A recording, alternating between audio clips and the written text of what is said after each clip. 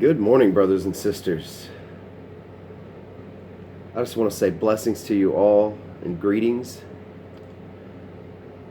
This morning, I also want to say thank you to Paul Levi because he sent me this book, the book of Enoch. See if you can read that. Yeah, the book of Enoch, the hard copy. It was translated from the Ethiopic text by Richard Lawrence. And I'm going to read chapter 93 and chapter 94 this morning out of the book of Enoch. It says, "And now let me exhort you, my children, to love righteousness and to walk in it, for the paths of righteousness are worthy of acceptation, but the paths of iniquity shall suddenly fail and be diminished. To men of note in their generation, the paths of oppression and death are revealed, but they keep far from them and do not follow them. Now, too, let me exhort you who are righteous, not to walk in the paths of evil and oppression, nor in the paths of death. Approach them not, that you may not perish, but covet and choose for yourselves righteousness and a good life. Walk in the paths of peace, that you may live and be found worthy. Retain my words in your inmost thoughts, and obliterate them not from your hearts. For I know that sinners counsel men to commit crime craftily. They are not found in every place, nor does every counsel possess a little of them.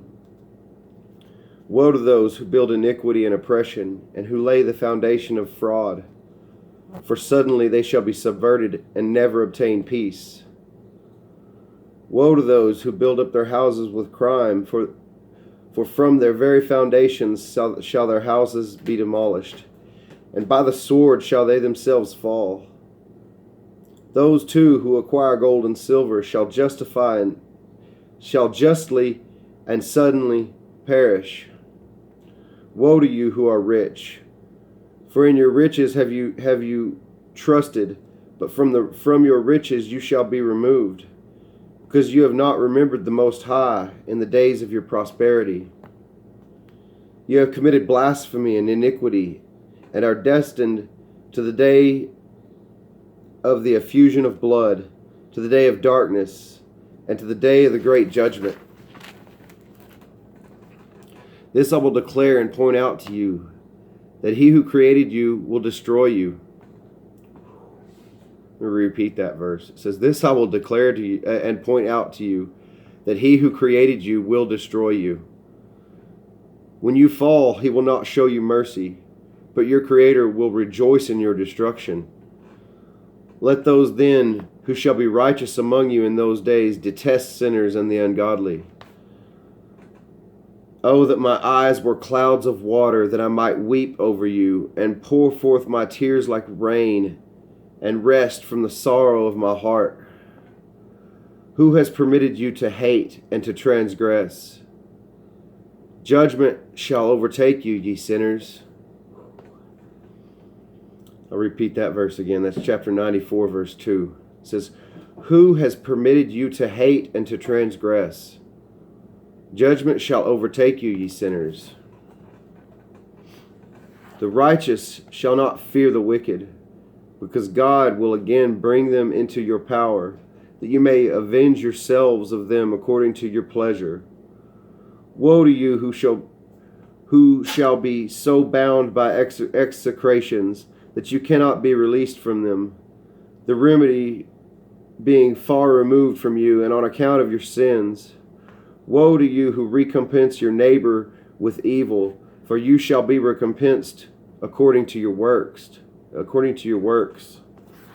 Woe to you, false witnesses, you who aggravate iniquity, for you shall suddenly perish. Woe to you, sinners, for you reject the righteous, for you receive or reject at pleasure those who commit iniquity, and their yoke shall prevail over you." These are pretty powerful chapters, brothers and sisters. That one question it asks in verse 2 right there, it says, "Who has permitted you to hate and to transgress?" That's a good question, isn't it? Who permitted you to do that? Who permitted any of us to do that? Judgment shall overtake you, ye sinners.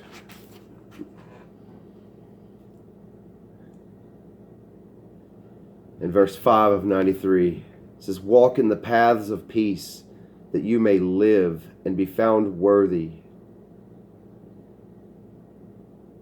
Walk in the paths of peace, that you may live and be found worthy. I love you all, brothers and sisters. You have a blessed, wonderful day. Stay strong in the Lord.